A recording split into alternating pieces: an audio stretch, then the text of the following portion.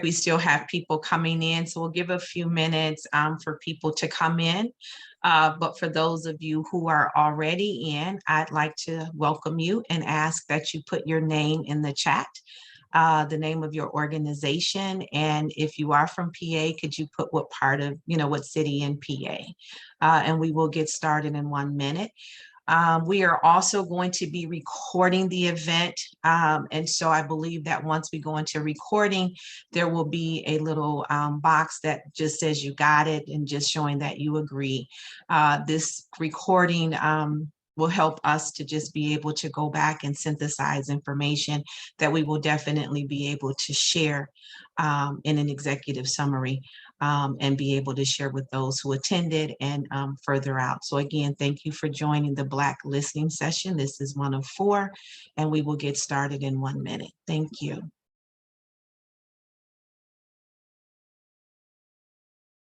I see names coming in. We have Fair Shake, PA, welcome.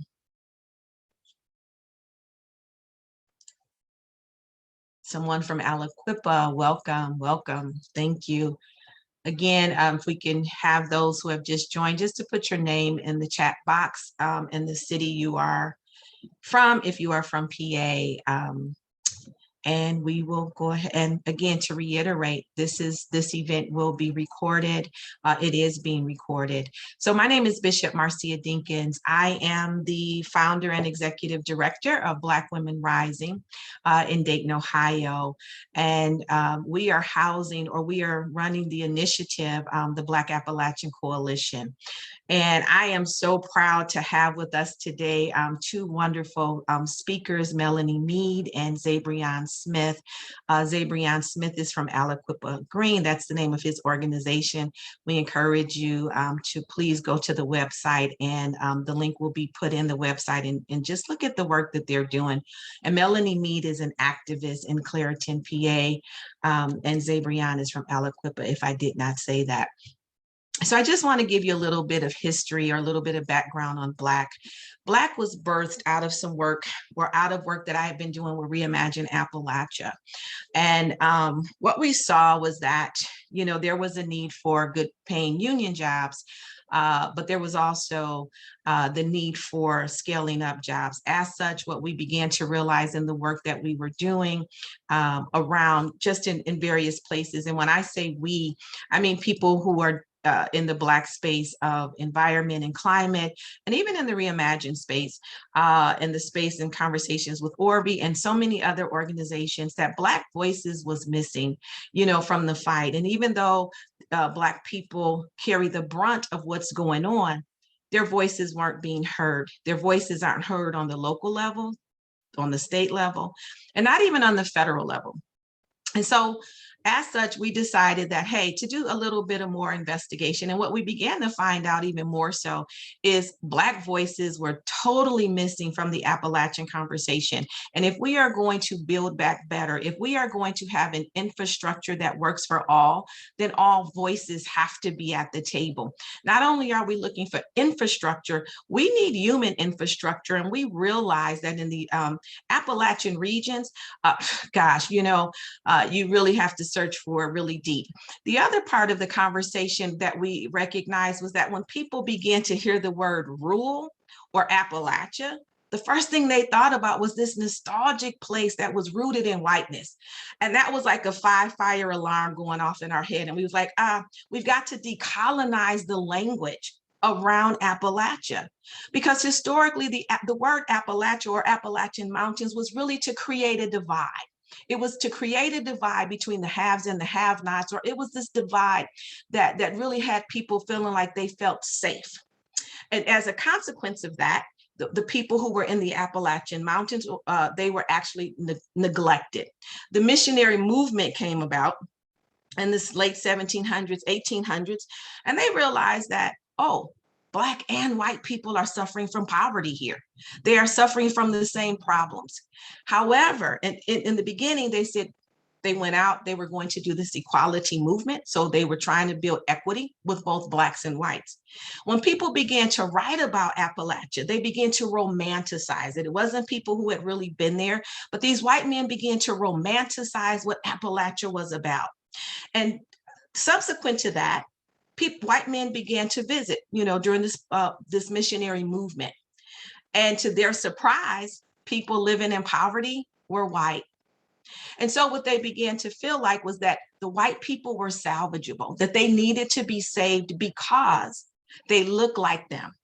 Their words were, these are our brothers. We have the same blood. We have to take care of them.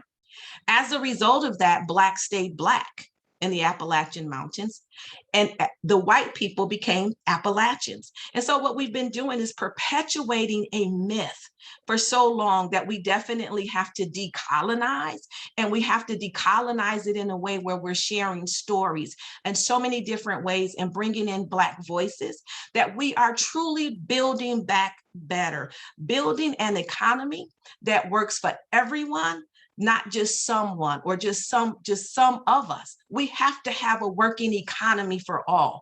We have to have human infrastructure for all. And that looks like access to healthcare, good paying jobs, scaling up entrepreneurship opportunities, access to clean water. We have to have clean air, and the list goes on. And I don't want to take all the shine from our panelists, so I'm just going to put a pin in that and welcome you again for joining the first of 4 Black listening sessions. We'll have PA, and then 2 weeks after that, we'll have Kentucky, and we'll just, have something to let you know what's going on. And we pray and hope that you continue to just follow this work, because your voices are needed. Black voices are needed in this fight. Black stories need to be heard. They need to be held. We can no longer stand to be isolated. We can no longer stand to just be sitting in a place where we're just doing, we're invisibilized. It is time to break a cycle. And we are postured at this time to break that cycle. And Melanie Meade and Zabrianne Smith are here to help us break that cycle. Zabrianne, welcome to the Black Listening Session. I'd like to introduce you to the audience. Zabrianne Eugene Smith is a realtor and co-founder of Aliquippa Green, a nonprofit with the vision to restore the Aliquippa community by giving members the tools necessary to invest and build a sustainable change. He graduated from Washington and Lee University with a degree in politics in 2014. Since graduating, his fields of study have expanded to education, real estate development, entrepreneurship, and economic development. Welcome, Zabrianne. Hi, thank you for having me. Oh, it is my pleasure. So looking at the work that you do, I'd like for you to tell us, especially looking at the fact that, number one, you're in real estate. Number two, you are promoting, tools or providing tools where individuals can scale up or have opportunities for entrepreneurship. But for those of us who really don't know a whole lot about Aliquippa Green, tell us the story of Aliquippa Green, because what we want to do is build the story of us so that we can all get in rhythm and work together to build and wield the power that we need to have a sustainable change. Yeah, so the story of Aliquippa Green really starts with a partnership. I participated in Public Allies, which is a program that helps people find their place in nonprofit organizations and begin to learn kind of the nonprofit world and that sector and what all that demands of you as far as an individual who is looking to do good and still find a way to build sustainable systems. And I feel as though it was a common issue in a lot of the nonprofit organizations that they were trying to build, but were in a difficult place where they had grown administrative costs and things of that nature. I think I noticed that, and then my partner, Alexandra Jones, who is also a co-founder of Aliquippa Green, noticed a similar pattern. I think one of the things that has made the work that we do important is just the understanding of, making sure that it's more about the impact of the work than the sustainability of the organization or the system or anything of that nature. So about 2 years back, we began discussing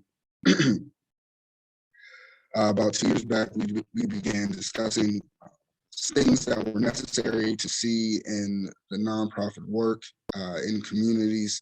I am from Aliquippa, born and raised in Aliquippa, so I spoke a lot of Aliquippa in the conversation, and it kind of steered our work towards Aliquippa and just saying, well, what if we just focus just here and use this as a way to model successful economic development if we are able to achieve so.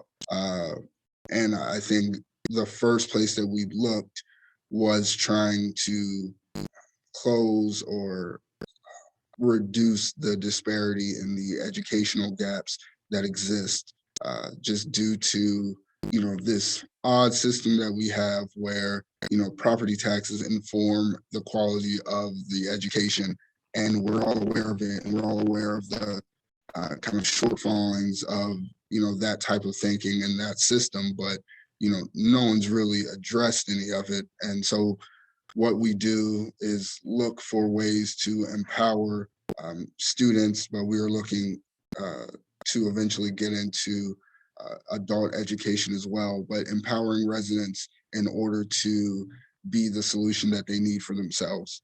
And I think that one of the things that's most absent in a lot of these conversations is, well, the people that we're helping, are they capable of helping themselves? And I believe the answer to be yes, as long as we are providing them with the correct educational resources and educational opportunities in order to design their own path and design their own pursuit of happiness. And I think that in a lot of predominantly African-American communities, we have school systems that are not forward thinking, and through no fault of their own, because again, you go back to that negative feedback loop that happens with how we fund schools, public schools in this country. And because of that lack of forward thinking, even when we try to remediate the situation, there's always a growing disparity, because as we're looking to get someone to point, to the second step, there are other communities that are already on the fourth and fifth step. And it always seems that they're, part of this cycle is that we are always in this space where it's always 3 steps behind those who have the opportunity to go on and innovate and become entrepreneurs and create these billion-dollar companies, because they've had access to and a platform to grow and build themselves from day one. So we are trying to establish that type of foundation in a community such as this, and to see if that produces a better result than what we've had over, the decades worth of disincentivized educational work in communities such as this. I forgot the question, I'm going to be honest, so I hope that I answered it.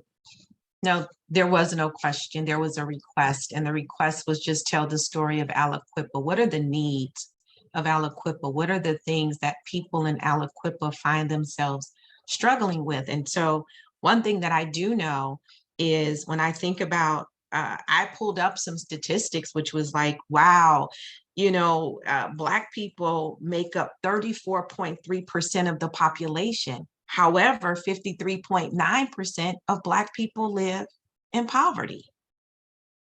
And so what I hear you saying is Aliquippa recognizes this, but Aliquippa does not have the resources or the investment, the public or the private or the federal investment that it needs to be able to build itself up.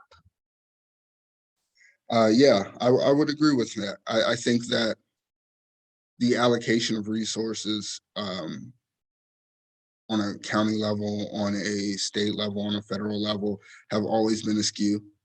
I think that, more importantly, Aliquippa is symptomatic of something that's often found in Black communities, where there is an incentive to leave the community. even for those who would have valuable resources that they could provide to the community. So there's this ultimate goal in a place like Aliquippa where everyone is kind of conditioned to say, oh, I can't wait to get out of here, not recognizing that if everyone stayed and everyone contributed, it would be a lot easier to build this up. So I don't think it's solely a matter of where the capital resources are. Yes, yeah. So thank you, Carl, for that note. The percentage of Blacks is even higher in the core of the city. So it's really recognizable as far as the geographic makeup in Aliquippa that I like to tell the story and just say that my family was one of the first Black families that came up. Well, actually, both sides of my family. One of the earlier Black families that came up to work in the at JNL, Jones and Laughlin, which was right at the riverfront.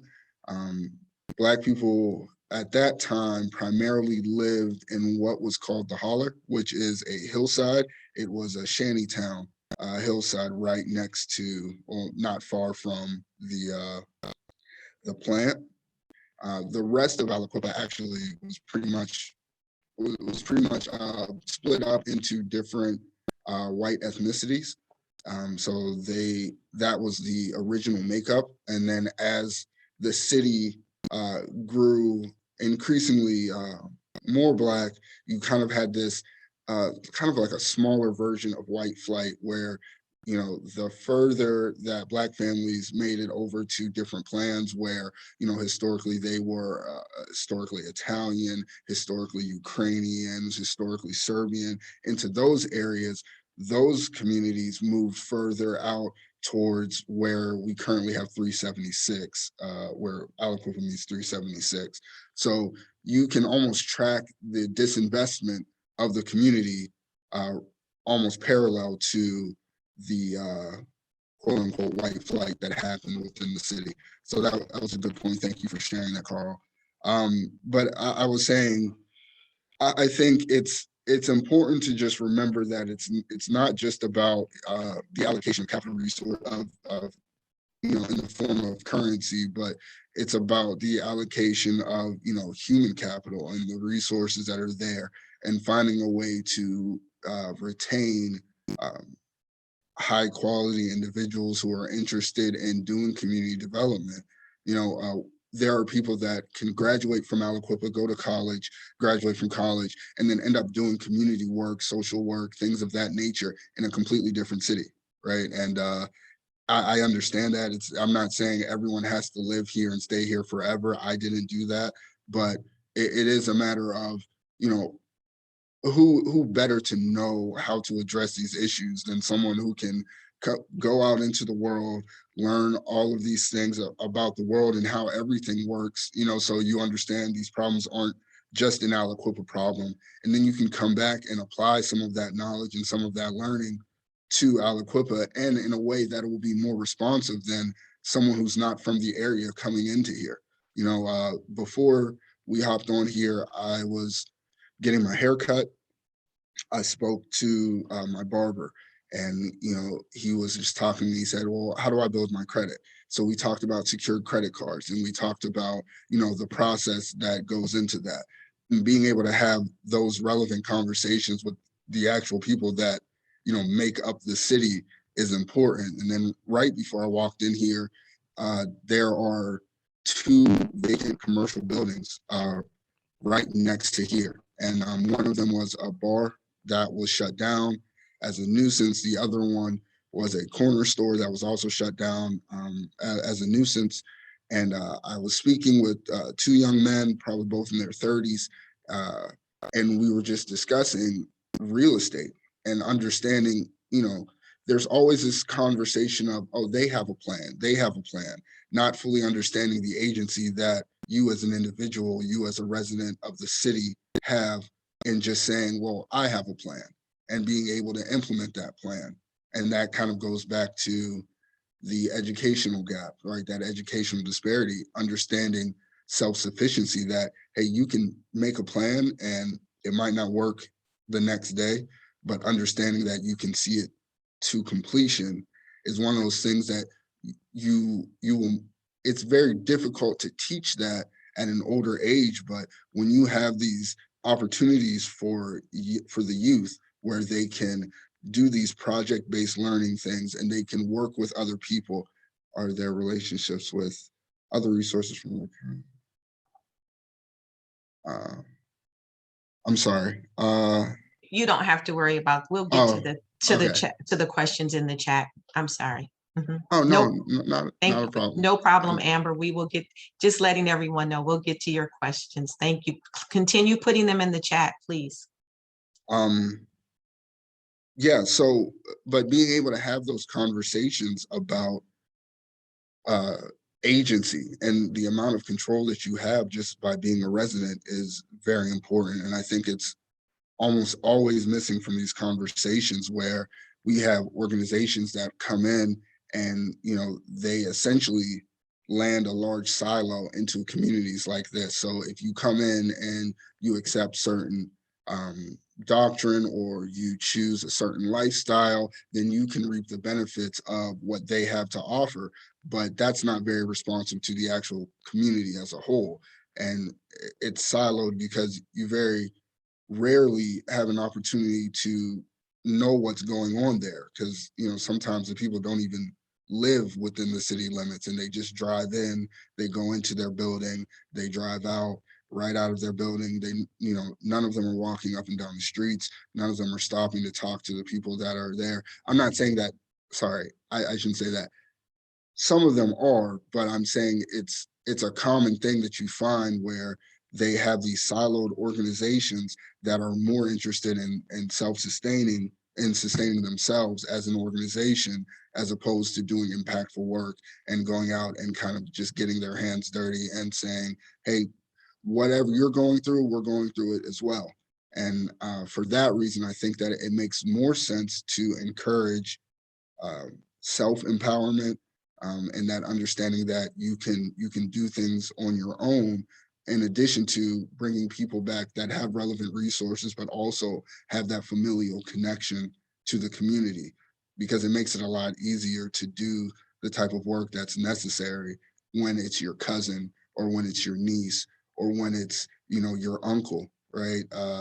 And you're able to help them. So yeah. Thank you for that. I think you brought home the need of not just what the federal government can do, or the investment that we can have through these public investments, but demonstrating, or just bringing home the fact that there's other types of capital. And so when you put this together, I think you blend quite nicely the infrastructure and the human infrastructure. The fact that Aliquippa, people who live in Aliquippa, they know what they have need of. The problem is there are so many people who continue to come in that they don't know, and they don't know what Aliquippa has need of.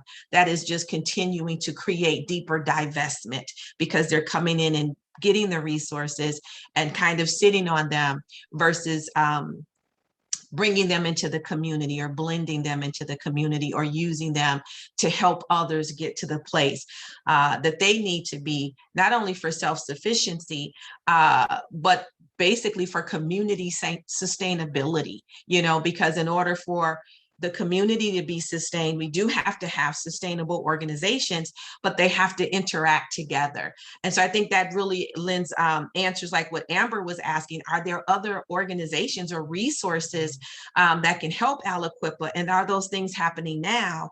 And if it feels like from what you're saying is that people are coming in, but the problem is they're just coming in and they're being more extractive versus investing within the community. And so while they, you know, there's been a historical extraction, environmentally, economically, educationally, and we can, you know, we can put socially, racially, we can put all of these leads on it, that there's this parallel that's happening on both levels, you know. And so I want to thank you for that. And we, I appreciate how you just, brought it home so plainly, and for sharing the story of Aliquippa. And I also want to just, say congratulations on the start of a new organization, and definitely we honor you and thank you for really putting your hands to work, understanding that, this is a community, as you said, there's familial ties, and a lot of people don't realize the reason why people don't move is because it's more than just a house. It's family. It's the ties that we have there, which from what I heard you say, Zabrianne, is that, yes, people want to stay where they're familiar. They want to stay where they have the ties. But the problem is it's difficult to stay because there aren't the investments that are coming in to help the family stay. So again, thank you for that. We're going to switch over to Melanie Meade. Which again, Melanie, thank you for joining. But before we have Melanie speak, we're going to have her speak in a whole different way. If you want to say something before we have you speak in another day. Okay. So she didn't know this, but I'm going to ask that there is a story that Melanie has told. She's been an activist in her community for quite some time. And there's a story, and we would like to give the Breathe Project credit for this YouTube video. But Melanie is sharing her story from 2020. And what we want to do is want you to hear that story. And then we're going to, contrast that to whether or not things have changed in 2021.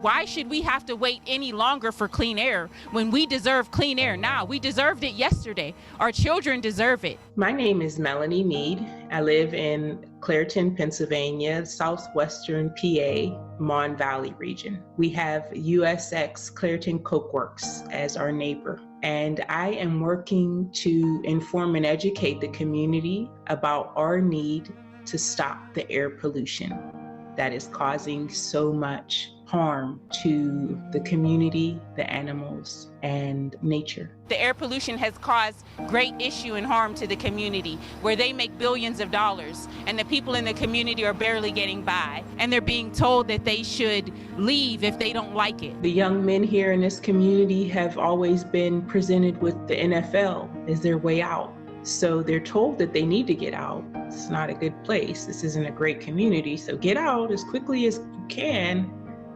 And the NFL is usually where they think that they can get out.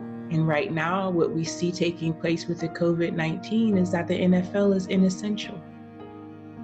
So please stop sending our children who suffer from environmental injustices to inessential jobs. Allow them to use their brain and mind to maybe even find resolution for issues within their environment. We are lying to ourselves when we pretend the workers aren't afflicted or unaffected. They are just as afflicted, if not more so. And they are told that they should be loyal to an industry that isn't loyal to them and will not be loyal to their families. Many of these people in this community would rather the steel mills stay open and them continue to have the statistics in poor health disparities, because they believe they're contributing to the greater fabric of America, who doesn't even seem to care about the suffering of our children, our youth, our middle-aged, or our elders. This is absurd. It is unconscionable that this is taking place in the United States. And it's disheartening to know that people don't care enough about our youth and about our elderly, that they won't take action and really stick to a plan that is going to benefit the community in the long term. We shouldn't be written off. We're a powerful, strong people with a lot of love in us. And given the right resources, each and every one could succeed. For decades, we have not been able to breathe. And we should be able to say we need decades of clean air. The 50th anniversary of Earth Day is my opportunity to reestablish my honor for my Mother Earth, to assess whether I'm doing enough and hold myself accountable to change whatever it is that I need to change to be better for Mother Earth. Not that I might see benefits immediately, but that generations after me will know that I've done everything I can to change the course and make this earth livable for them.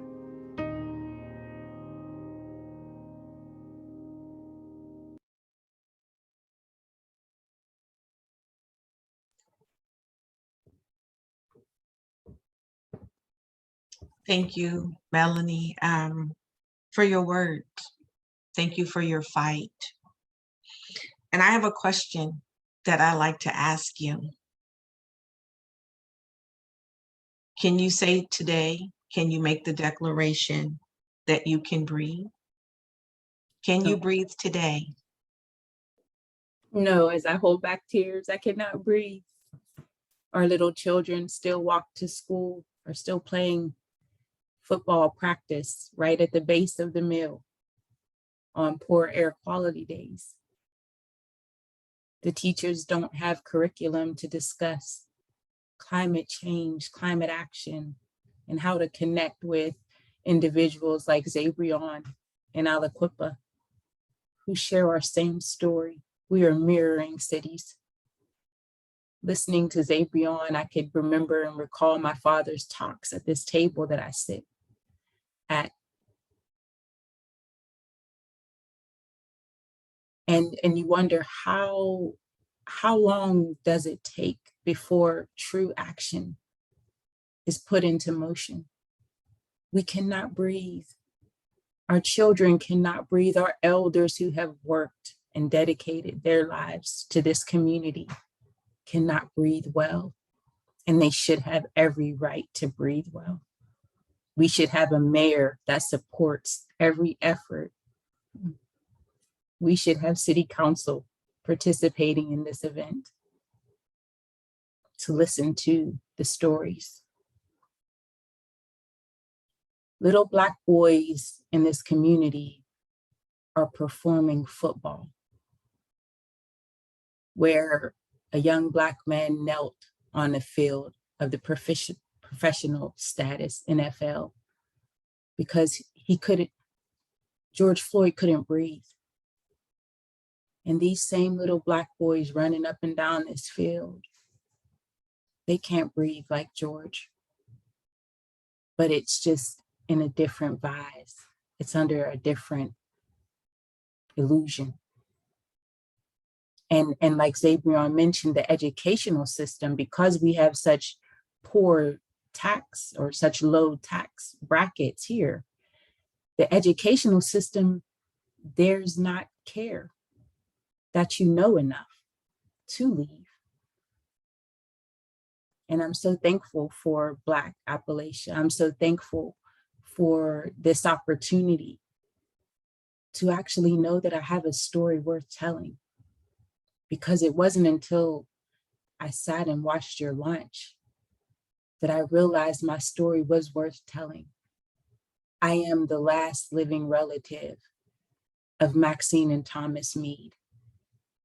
I am a descendant of Thelma Louise Randolph and James Meade. Thelma Louise Randolph had she came from a large Plata family, and they had a land that was called Randolph Hollow. They owned it long before the steel mills came. But my grandpa came into, like what Zabrianne mentioned, was that hollow, that shanty side of the hill. That's where my grandfather's family came in, and they bought up a lot of land. It's currently being sold by the city of Clairton under redevelopment. When we stand here, we are not just standing here and asking for a seat at the table. We are asking for the return of what is ours. As well, the opportunity for our youth to understand what took place, reposition themselves, reframe, and reimagine their futures.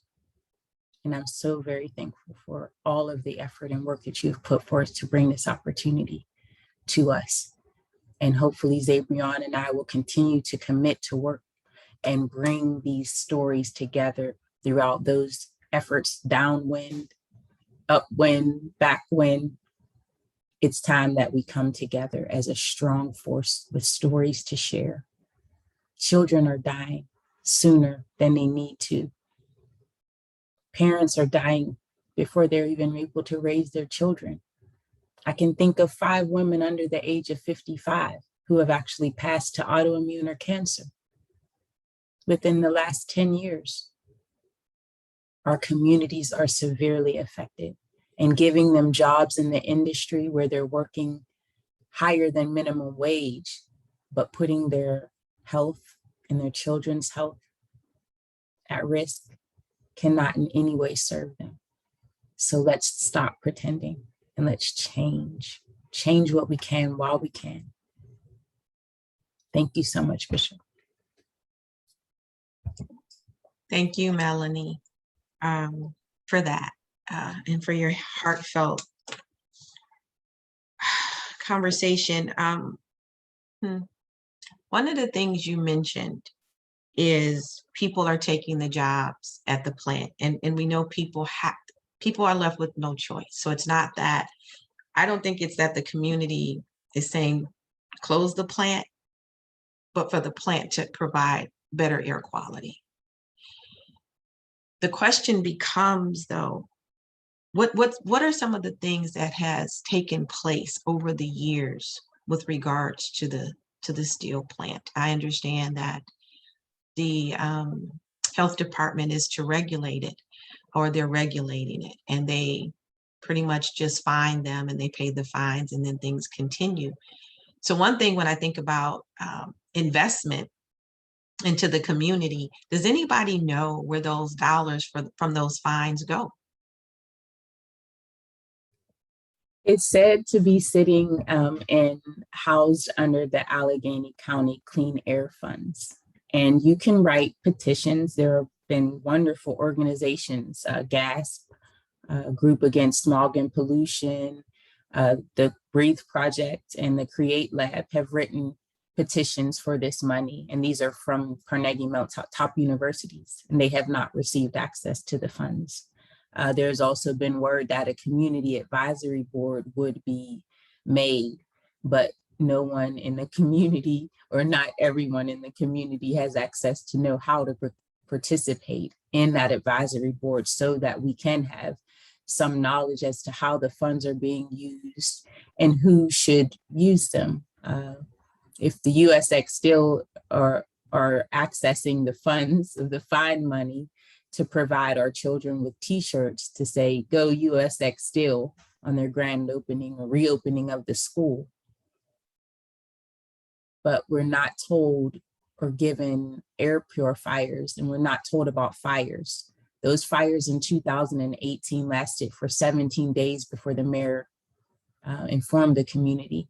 And there were same fires within 6 months later. The noise pollution that we've experienced then seems just the same now. And if the community isn't educated on how to use their experience, if they aren't told that they have rights to be without noise and how to actualize and take a stand to change, they're not being prepared for the future.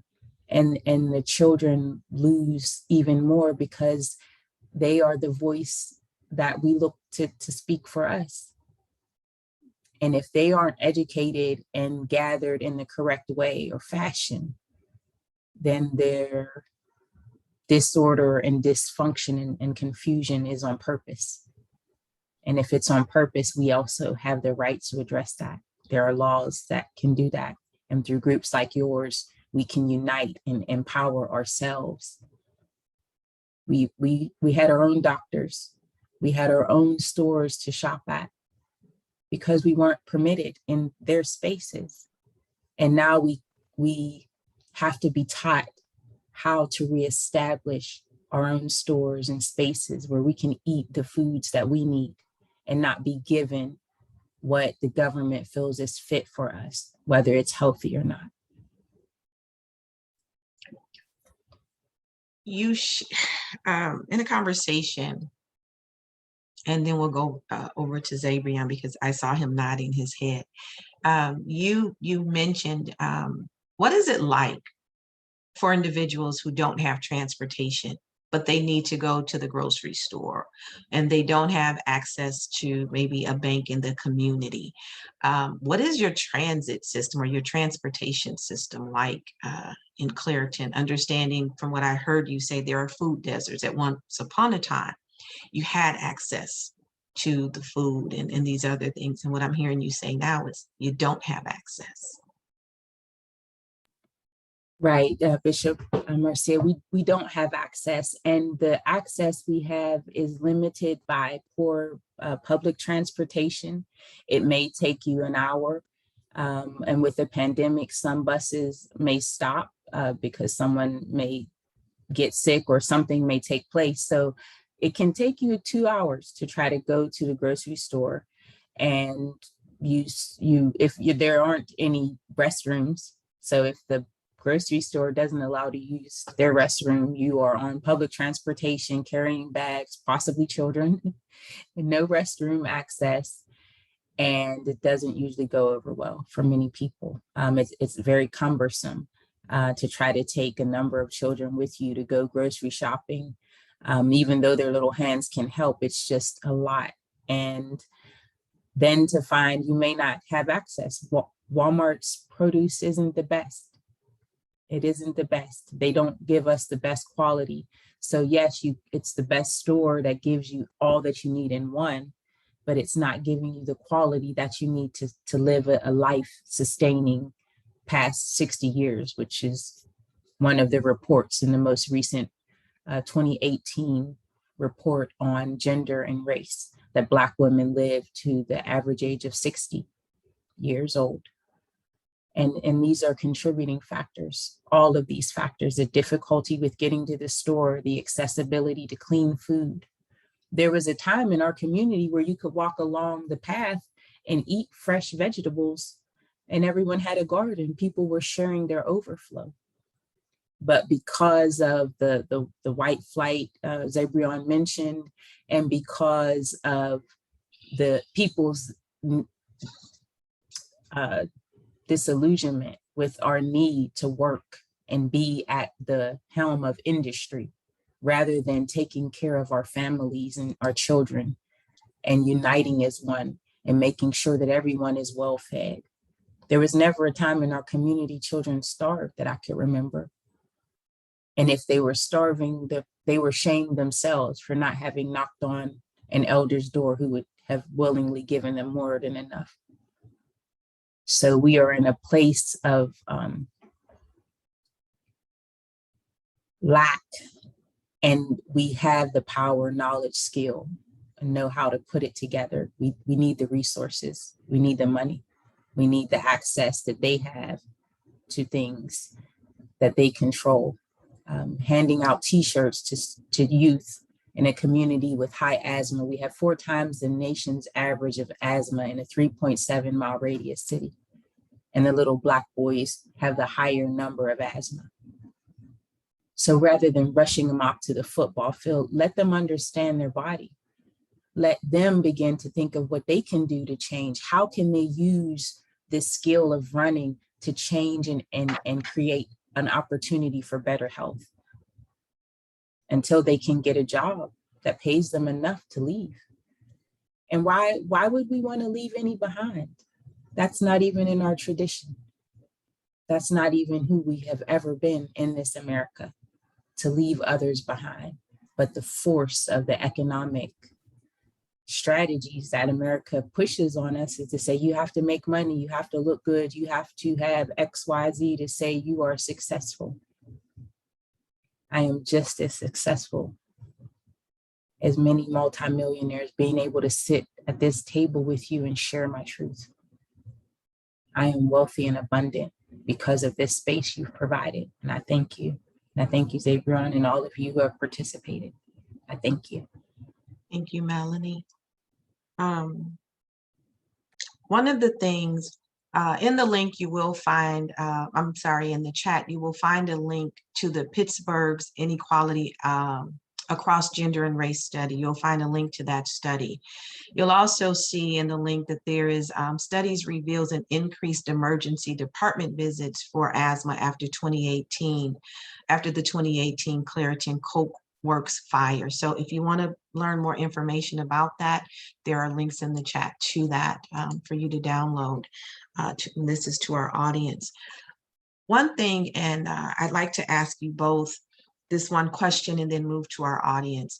You both, what I heard you both talk about in common, which I am so glad that, you know, you're showing how, even though you're in two different parts of PA, and the fact of the matter is the problems or the issues stretch far. They are braided together, whether people want to acknowledge it or not, that what's going on in Clairton is the same thing that's going on in Aliquippa. And what has happened is that what we're seeing is that these stories are not being told. These faces are not being seen. And so I heard the both of you talk about long-termism and the need for education. And when I think about infrastructure from both sides, what is it going to take? And I'll ask you first, Zabrianne, what is it going to take? If we just started with, what is it going to take for Aliquippa to be able to, one, what are the resources that you need to get you to the point of having the jobs that you need, the access that you need, for this long-termism? Because what I hear when I say long-termism, I'm thinking generational. It's like, what is the inheritance that we want to leave our children and our children's children? And what I'm hearing is definitely not poor air quality, poor education, food deserts, fires. You know, Aliquippa has suffered from tornadoes, floods, and things of that nature. But for what I'm hearing and seeing from the both of you is you've recognized the need. So now federal government is here and they're saying, what do you need? What is it going to take? What type of investment?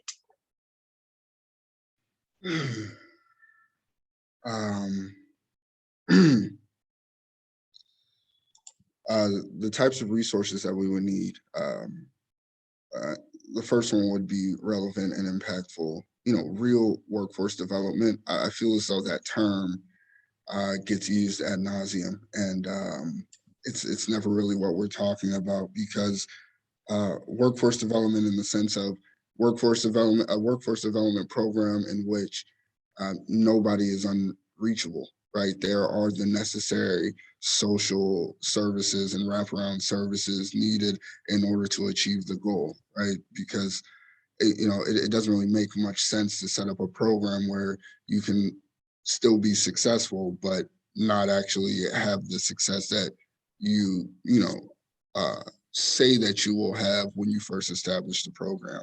So real workforce development would definitely be the first thing. Finding a way to utilize all of this open space, all of these commercial buildings that are around, in order to take some of these young men and young women and just teach them skills that will allow them to establish healthy careers, healthy living. Then the other part would, then the next thing would be going back to education, increasing the relevance of the education. You know, at what point are we going to teach about taxes, teach about real estate, teach about all of the things that we know that we're going to need and we're going to need in order to be successful adults? Why don't we teach those things? It wouldn't really make much sense. So truthfully, if it becomes the case that we have the opportunity to approach adult education, we have the opportunity to make corrections in some of the curriculum and educational development that they offer. That's what we would address next. People need to have jobs. People need to have or at least access to jobs. And then I think one of the things would be to take something like a community development financial institution and put it right into the communities that actually need that type of help, right? And make them more responsive to communities such as ours. It doesn't really make much sense to have, the funding of various ventures in areas that already have investments there.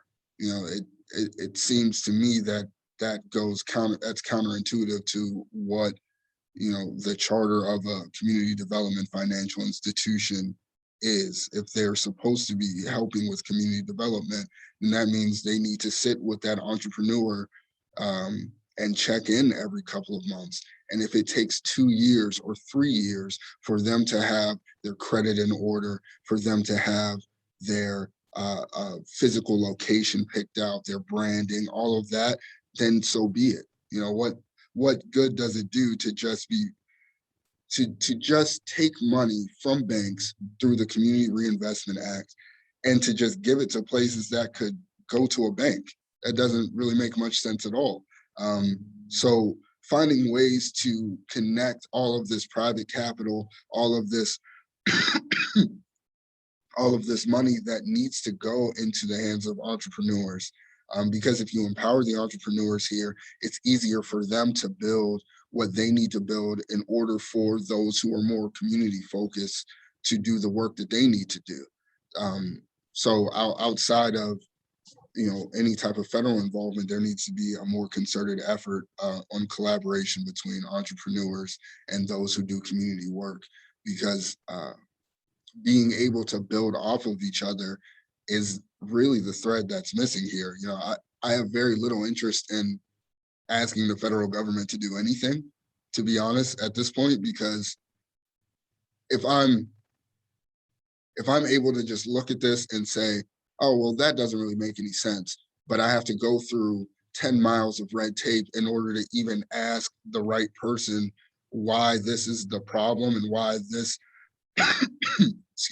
why this issue persists, then the shorter route is to just collaborate within the community and create the solution so that we don't need any of this. I don't believe that we need anything in Aliquippa that doesn't already exist here. It just needs to be developed. It just needs to be worked on. And, that's why to us, the most important thing is education, because you empower people through giving them real tools and real resources. There's no telling what can be done. So, sorry. The chat thing pops up. And, I know. I'll get to the question. I know it could be I get it. I just gotta I'm really don't worry about it. Span. So, but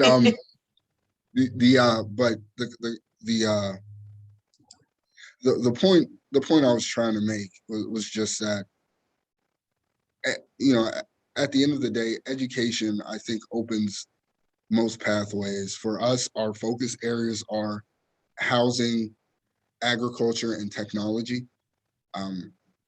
We're starting with education really on all fronts, but the first ones, we're working with educating the youth on technology. So we run computer programming classes every Saturday. We just started with our second group, but we want to expand that. We want to take this physical location and turn it into a center for education so that a parent and a child can come in the afternoon or in the evening and work on a STEM-based project together. And it helps both of them learn about what's going on in the world. It helps both of them find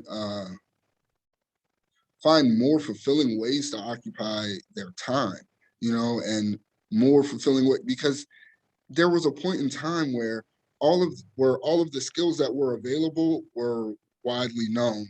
There was a mechanic in the neighborhood, and there was I don't remember, a shoe cobbler, the person that I think they hit a shoe with a rock or something. I don't really remember it, but there was like you know, there were all of these skills, and all of these skills existed within the community.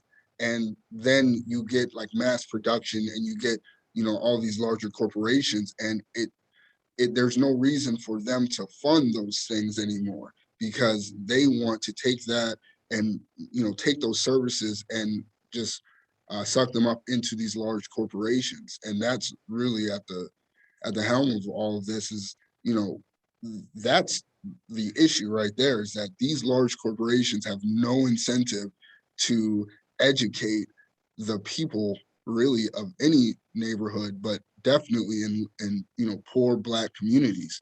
So how do we solve that? Is we find a way to educate ourselves by grabbing whatever resources we have. If we have to teach technology for 10 more years until those kids graduate and they get good tech jobs, and then they are the ones that donate, so that we can start focusing on agriculture. At some point, it has to get to agriculture, because we have to learn how to just localize food production. We remove a lot of their ability to harm our communities by being able to produce for ourselves. And that rings true for really all of these areas. If we can fix up our own houses, if we can fix up our own streets, if we can fix up, you know, I know at least 3 people here that know how to work a bobcat, right? Why isn't the city government or the state government or whoever needs to have that conversation? Why aren't they just paying them to clean up some of these areas? There's buildings that have burned down that I can walk past them every day. I drive past them every day, where there's it's rubble. It's literally just rubble, and it's just sitting there.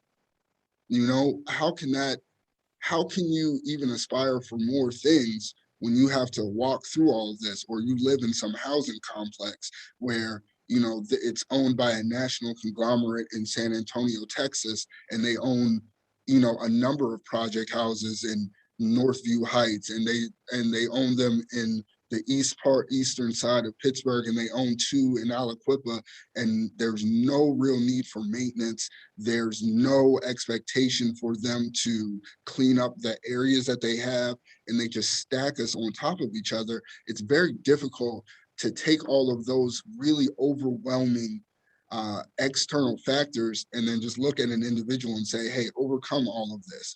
So it's really up to us as a community to take education seriously, because once we take education seriously, then we can arm more people with the ability to do for themselves. The more people that we have that can do for themselves, the more that we can produce. The more that we can produce, the harder it is for them to take away opportunities, because we are the opportunities and we create it. I'm going to stop there because sorry. Thank you. No, thank you so much. And you know what I heard you saying, you said some things on some multiple levels. One, it was interesting, you mentioned the Credit Reinvestment Act, which is actually a federal program that is supposed to address redlining. And you know, that's one thing that people never look at as far as an investment is concerned, is how banks who have a depository within a specific community, they are required to give back to the community. And so when I hear you speak of education on the various levels that we need it, you know, not only just knowing who, you know, we've lost, or what I'm hearing you say, if you've lost a lot of the community resources because due to corporate harm and corporate greed. And then in addition to that, the despair and the apathy and the frustration and the declaration of enough with the government, who yet again, they have the resources, but the trenches are not built or dug so that they can go into the Black community. And so what I'm hearing you say is Aliquippa has said, we see the deserts, we see the food deserts, we see, you know, the food apartheid, we see the lack of jobs and all of those things. But what you have recognized is that Aliquippans are still a form of currency, of human capital. And what you're saying, what I've heard you say, and correct me if I'm wrong, is not so much as that those investments aren't needed, but you've been fighting for them for so long that it comes to a point that you finally say, I've been knocked down 26 times. Why should I get up the 27th time to be knocked down again? I've been knocked down 1,000 times. Why should I get back up? But this just leads to why we're here today, because of Black invisibility in those different ways. Someone asked the question about whether or not, can you comment on whether co-ops, whether they could be a path to empower people? Me or? Do you know about co-ops, Melanie? So it would be Zabrianne. Yeah, if you could speak to it, that's fine. Yeah, I do want to add this real quick to what you were saying. I don't know if all of Aliquippa is aware of this. I want to point out that, you know, I went to thanks, Carl. I went to Swickley Academy in high school, and then I went to Washington and Lee University in college. And you know, we didn't talk about it a lot in high school, but when I went to Washington and Lee University, which is old right-wing college, it's a private college, it's the 9th oldest school. I'm very thankful for the opportunity and for the scholarship, of course. We were going in there and we were talking about statistics that were me. You know, I was literally the subject of, you know, a lot of their social sciences discussions. So to go into those classrooms and to say, well, I didn't even recognize this about myself until I read it in a textbook or I read it in some book that I would only have had access to because I went to college. It's important to note that, you know, education provides that bird's eye view, because when you're here on the ground floor, you know, sometimes that's all you know, and sometimes there's people that don't even have family to travel to out of state. I come from a big family, so a lot of the cities that I've seen was just because I had family in other places, right? But even that type of exposure is important to understanding. Oh, there's places like Aliquippa that are on the other side of Pittsburgh, that are on on some part of Chicago, some part of Louisville, Kentucky. These are all, it's a very similar pattern. On the point of co-ops, I do believe that co-ops can help. One of the things that we were looking into as far as trying to find, because we're still trying to find an entry point with this agriculture, is that being able to establish CSAs, and Alex is going to kill me because I don't remember the what it's abbreviated for. I think it's community service agriculture. I can't remember it, but from my understanding, community supported agriculture. Thank you, Karen. I'm not the best with that.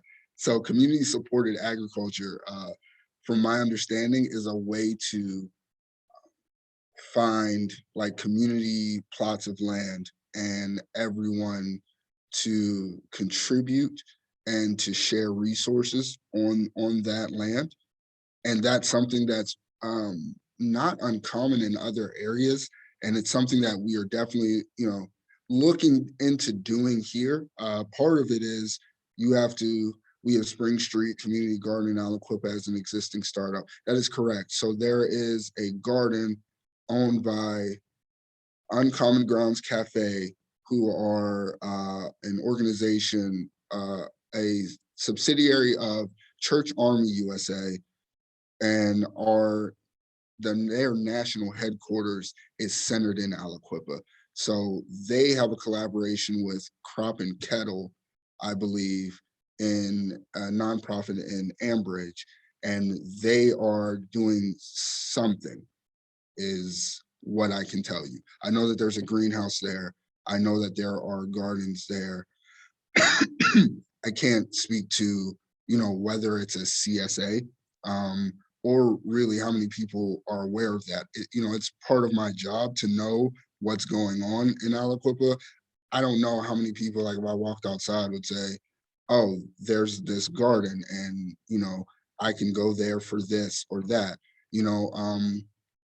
So that's part of the work that needs to be done, is figuring out, you know, how best to structure this to bring residents in, so that residents can work in these spaces, and that residents can reap the benefits of it, you know. And one of the benefits is the actual work itself, you know, like that's, you know, if you're just delivering food to people, man, that's just not the work that needs to be done. And I think we just need to be honest about that. I don't have a problem with people handing out boxes of food to people that need it, but boy, wouldn't it be great if they taught people how to fish, you know, and taught people how to do these things, so that maybe residents of Aliquippa can teach, you know, the next generation themselves. And, you know, I think that's a lot of like what we're talking about right now, is how can residents and natives of these areas work to empower themselves to do the work that's necessary, so that you completely circumvent this issue of these organizations that come in, hang over top of residents, and sometimes fail to make the necessary connections with residents in order to achieve the goal that they initially set out to make. Thank you. So thank you for that. So co-ops can be helpful. Co-ops can promote ownership. The issue is that co-ops take a while. And but there are many ways that people have created co-ops where the people owned and created their pathway out of poverty, and created, you know, ownership. And so but it takes a minute to do that. And you know, one of the things I want to say is I can agree with you that you have to teach people how to fish, but sometimes before we can teach them how to fish, we have to be in relationship. So that may require us to give them a box of food, but we don't give up on anybody. And I like the fact that Aliquippa is saying we understand where you are, and we want to get you to where you need to be. So thank you for that, Zabrianne. Melanie, over to you, and I'll give you, you know, same thing. You know, if I'm the federal government and you're a community person, and I come and I say, we're putting infrastructure in place. We heard your conversation about transportation. We've heard about, you know, air quality and this steel plant here. What would you say to me as far as what's needed with regards to the infrastructure and the human infrastructure for the sustainability and the quality of life for your community and the people in your community, the health? Thank you for definitely. Let's begin with education, and let's look at project-based, personal. Let's look at the strength of the student before us and allow them to work from that place. Like Zabrianne mentioned, many in the community have skills that they can use that are vital to the community. They haven't been taught how to use it and make it an entrepreneurship. They haven't been taught how to create a nonprofit. Can learn from the elders, and the elders are volunteering their time. But then when the youth need to show the elder how to create a web page or use the technology, we have the balance, and that creates equity when we are using our own strengths to support each other. And that's what I think needs to be restored. It's returning to what we've already known and been known to be true to ourselves. Providing what we have. We had a Black doctor. We've always had a Black doctor. Remember when we weren't allowed to go into their spaces? We should have a Black doctor. We shouldn't tell our children, rush off to college, become a doctor, and never return to the place where your history started, and never establish good health with the community, people you say you love. We needed a space to talk about different manufacturing. There's an African woman, I do not remember which country, who is creating bricks from plastic, recyclable plastic. Let's start having these conversations with our youth in elementary school. The minds were opened and they were taught to resolve problems. What could you do together? How could we combine what we know to change and shift this paradigm?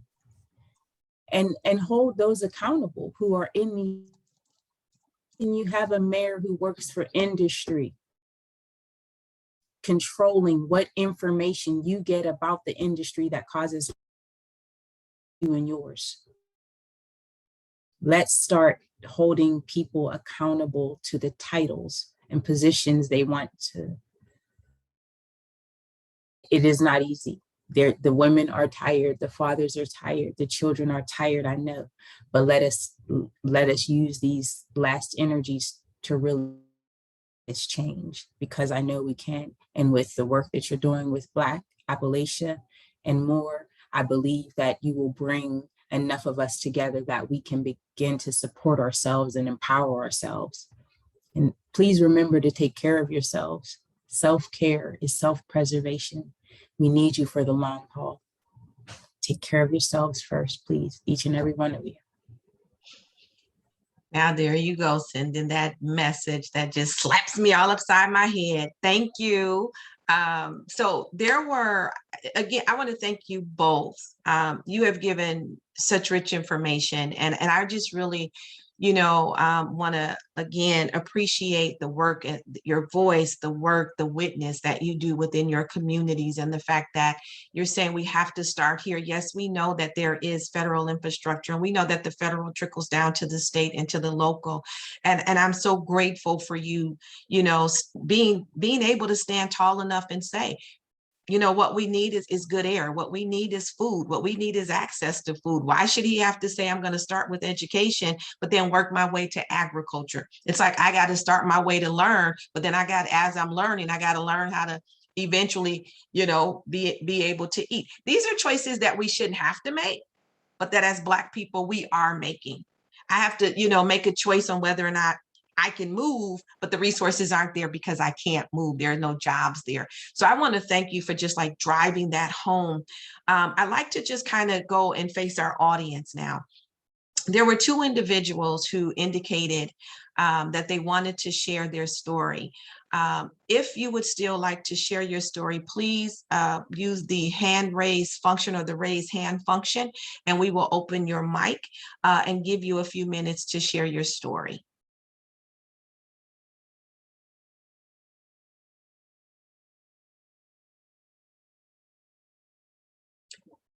Okay, Carl, we have Carl Davidson who would like to share his story. Carl, I believe you are open to speak now. There we go. Okay, I'm a long time. I was born and bred in Aliquippa, and I spent a number of years away in Chicago, New York. But about 15 years ago, I moved back, and I always loved the place. You could take me and move me halfway around the world and back, and I'd still be in Aliquippa. So I now live in Plant 6. And was a part of the city that used to be for the old mill bosses. Some nice houses up here. It's a good neighborhood, good working class neighborhood. And Aliquippa is struggling, and I've talked with the mayor a number of times and different projects that we can use. We have, as mentioned, Uncommon Grounds, which is not only the church army, but it's a co-op of about 6 or 7 churches, and they've helped launch the community garden, which is now there, but it's in dire need of a new and broader leadership and activism around it. There are other things that were started as co-ops, like Communicycle, which took old bicycles and taught kids how to repair them. And sold and greenhouse labs as well. Yeah, a number of things, but these are all relatively small. What Aliquippa has suffered from this deindustrialization in a major way. We're the poster child for it. And I think that we're never going to see the old Aliquippa come back, but we have to try to imagine a new one based on the industries of the future and the projects of the future. And that requires not only local organization, but it requires some intense political work. There's a bill now in the Congress, HR 5124, to supply places like Aliquippa with millions of dollars to start the new industries that we need. So community-owned broadband and or cooperative solar energy built on every rooftop on Franklin Avenue. Refurbishing the housing stock that we have here. Quite a bit of it is unused, but completely recyclable if we could bring in a partnership with the building trades and training and apprenticeships to take unemployed youth and train them in how to refurbish a house. And once they've done it, it's theirs, and they could sell it and get another one and move on until we refurbished all the usable housing in Aliquippa. So there are a great many things that we need, but we're not going to get them if we can't organize politically and have the political clout that we need to get the things that we need done. We can continue to organize locally on local small projects, but to really solve the problems, we have to come to scale. So Carl, can I ask you a question? First of all, I want to thank you for coming up. Secondly, I want to remind everyone that this space really is to bring in Black voices. But Carl, I'm glad that you came up. I know that I see that you work with Zabrianne.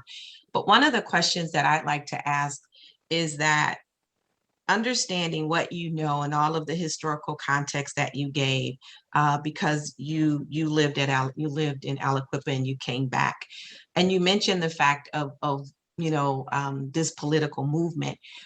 The question I do have though is, when you think about that, and when we are in this place now where we are really having to come to a place where Black voices have to speak up in order to be heard, what would you say to other white organizations or white people who come in this space, who actually occupy the space and don't make space for Black people? Because you're saying that these are things that need to be done. So what are some of the things, if you had to go back and speak to groups that you work with or that you know of, to say, you know what, we have these resources, we have these diverse things, but these are people who still don't have.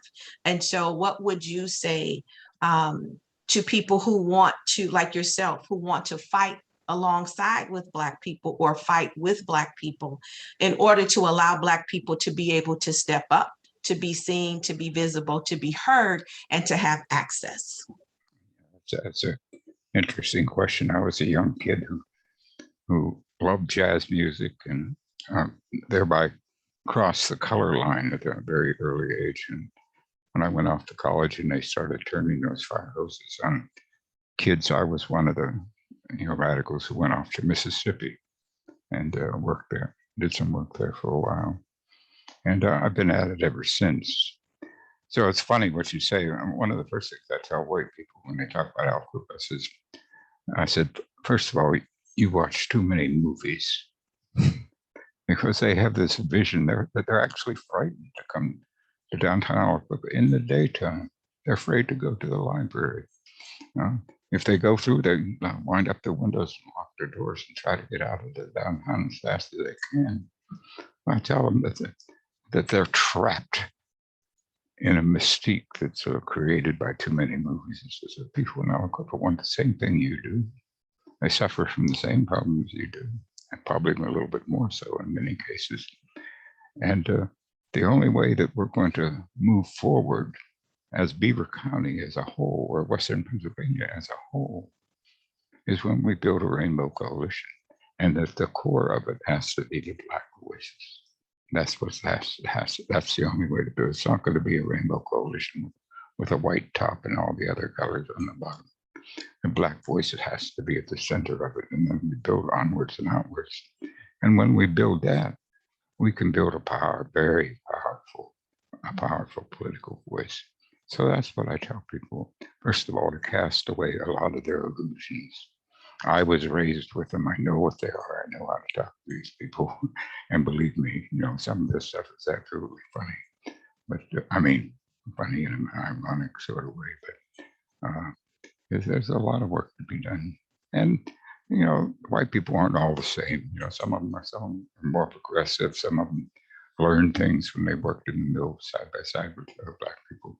But others, they're trapped in these fantasies of Donald Trump. And, it's a harder road to hoe. Thank you so much, Carl, for sharing. Thank you. And thank you for answering the question and being real in your answer.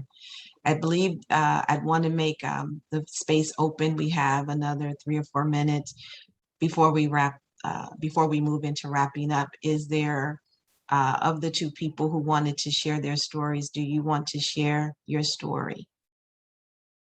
And you can use the raise hand function.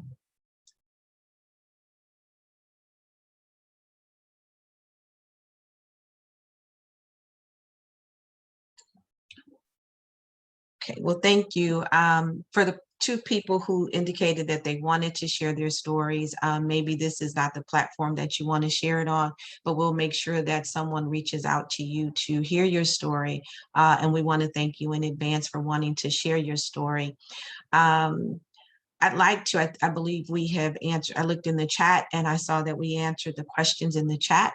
So what I'd like to do is just kind of move us to wrapping up by thanking everyone again for attending the first of 4 blacklisting sessions. I'd also like to invite you, if you want to know more information about BLAC, you can reach out to me, Bishop Marcia Dinkins, and my email address is women, WOMEN, 4 FOR, change, @gmail.com. You can also go to the blackappalachian.com, our landing page, which will give you more information about BLAC. There is also a link that if you want to get involved with BLAC, you can fill out that link and I will definitely contact you to do a one-to-one. Ways that you can get involved is 1, sharing your story, 2, letting us know you can be a part of the strategy table. What we're doing is building out a strategy table for each state. BLAC is a 4-state campaign. And we started with our first conversation in Pennsylvania. We'll go to Kentucky, West Virginia, and Ohio. I invite you to, again, to get engaged, reach out to Melanie or Zabrianne. I understand that there were individuals who wanted to know if there was resources that was needed, if you could put down what resources are needed. If there is information that you'd like to know about, getting more into agriculture. There is some resources that we will share with our panelists after the panel to learn about resources. If you have additional questions for Melanie, Meade, or Zabrianne, I see where Ms. Meade has put her email in the chat. Zabrianne, if you could do the same as well as your website, that would be great. I see Amber bringing us in with some closing comments. Thank you, Amber. Daniel Savory says the federal government is doling out a lot of money and even more will be coming down if the budget reconciliation infrastructure passed. He just saw that yesterday. Thank you, Daniel. One of the reasons we're having these conversations is because when that money is, as you say, doled out, we need to be together as a community to ensure that once those dollars are coming into the cities, that they go where they need to go, such as Aliquippa. And Amber says she's not from Aliquippa. She didn't want to distract, but that's okay, Amber. Your voice is so needed, and thank you for bringing your voice into the conversation. And again, I want to thank everyone who took the time out of your day to join us in this listening session. We will the dates for the next session. Do we have something that shows the dates? I know it'll be 2 weeks from now. I'm sorry, I don't have that in front of me, Daniel, but let me get that to you right now. So the next listening session will be on September 30th. And then 2 weeks after that, we'll have the next one, which is October 7th. And the last one on October the 28th. And we will send something out to everyone, letting you know. So again, the next listening session will be with Kentucky. And that will be September, I'm sorry, it's not the 30th because it's a Thursday. So it will be the 28th. And again, we can't do this work without you. BLAC wants to tell not just the story of me, we want to tell the story of us. And the only way that we get to know or to tell the story of us is if we are in it. I want to remind you that it starts off as a problem. But when we understand what's truly going on, we can turn it into an issue. Why do I say that? Problems are never solvable. Issues are winnable and they're solvable, and they come with evidence-based practices that's provable. I want to thank you for your voice, Melanie, for your work, Zabrianne, for your voice, for your work, Carl, for your honesty. I want to thank the Ohio River Valley Institute, who has been in the background, taking care of all the logistical needs, reminding me of things that I needed to be reminded of. Without them, without you, without the listeners, there would be what? No us. So as we begin to build, let us remember that we want to build the story of us. And that means Black voices should be, will be, and are included. I hope to see you at our next listening session. Again, any questions, you want to get engaged with BLAC, you can reach me at womenforchange.com. And we have the Black Appalachian Coalition .com landing page. I give you back 3 minutes of your day. I hope you have a wonderful day, a wonderful rest of the week, and a beautifully sunny weekend with sunshines and giggles. And I heard that if you smile, that it's contagious. So I need 10 people to go out and smile and then email me and say, it's contagious and I want to get involved with BLAC. Have a good day, everybody. Take care. Bye-bye.